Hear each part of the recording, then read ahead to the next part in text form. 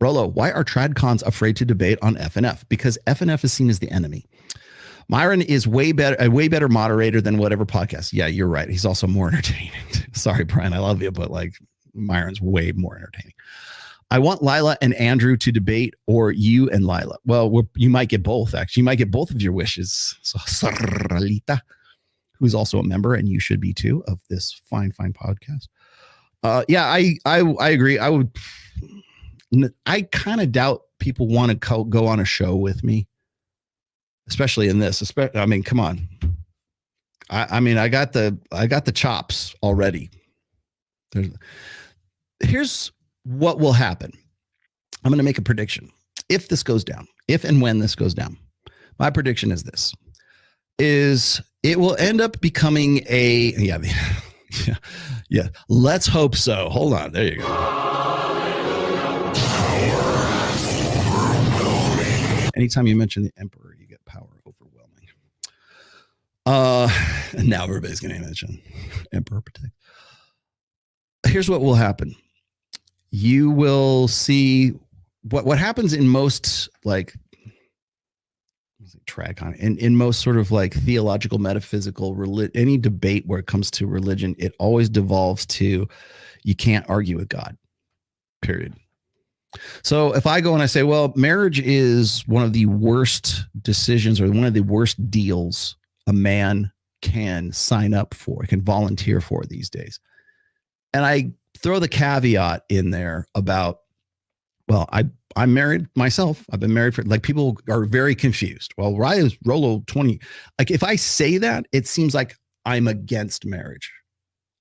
You can actually, I don't know if you guys know this, but you can actually have a conversation about things you are diametrically opposed to and not agree with them. That is absolutely 100% possible. You can say, I really hated, Pol Pot and the Khmer Rouge, right?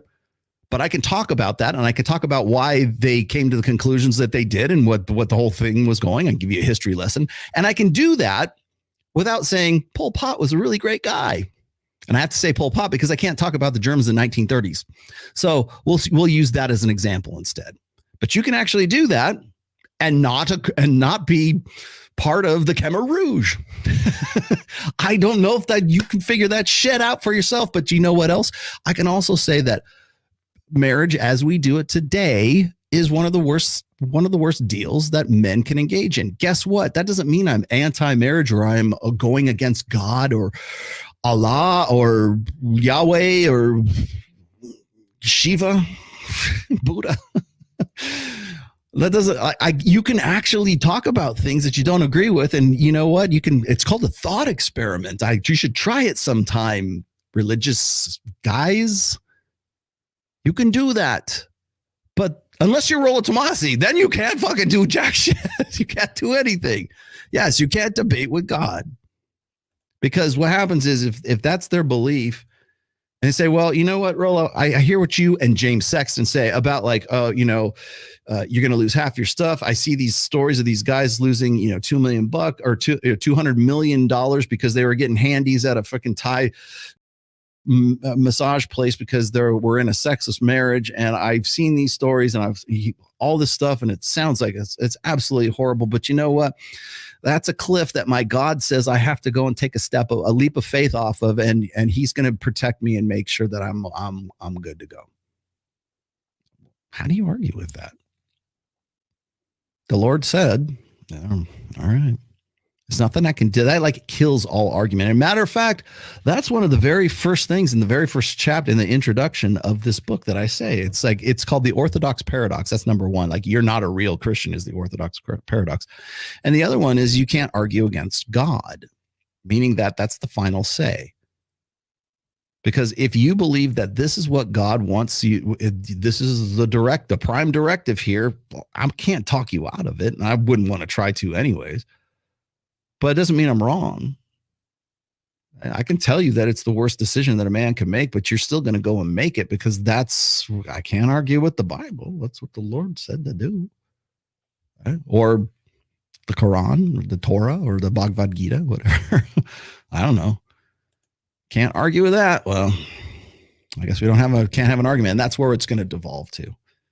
Because what happens is this is, and I've seen this happen. I've seen this, by the way, I've seen this happen with Jordan Peterson and Dillahunty. I think whenever it is like a religious guy versus the atheist, we're going to debate whether God is real or not. No, you're not, because no one's mind is going to be changed. No one watching it is there to change their mind. No one is going to come to Jesus at the end of that debate. You're just there to stroke your own egos. That's all it is. And by the way, whenever you go and you have those debates, gentlemen, we're going to debate whether God is real or not. No, you're going to go and have a conversation that you're going to walk away from and say, I win. Both of you, by the way, the atheist and the religious guy. Yeah, you're going to lose this argument, but not because you're wrong. And that's what it comes down to. So trust me, my father, by the way, who is a dyed-in-the-wool atheist for a very long time. I'm not an atheist, but my father definitely was for a long time. My father used to be a very he was a secular humanist. I talk about this in the book, by the way. Very much a secular humanist. He only went to a Unitarian church because his second wife went to a Unitarian church and he wanted to. So it is what it is. But very much an atheist, very much, he was never, I don't think my dad was ever even agnostic, to be honest with you. But he used to go and have those exact same debates that everybody thinks is so fucking novel right now because we got the internet. No, that's been going on for a long time. I remember my dad going and doing those things. Now you had to do it live because we didn't have like cell phones and the internet back then. But yeah, you're not novel. You're not new. And I know how I know how it ended then, and I know how it'll end now. So that's why I don't have those conversations. I'm getting tired of the men of my generation giving half of our achieved assets to a waitress who couldn't finish a shift at Hooters. Bill Burr. Yeah. You know who you should be quoting? You should be quoting Jim Sexton, because he's the one he's got some horror stories, I'll tell you.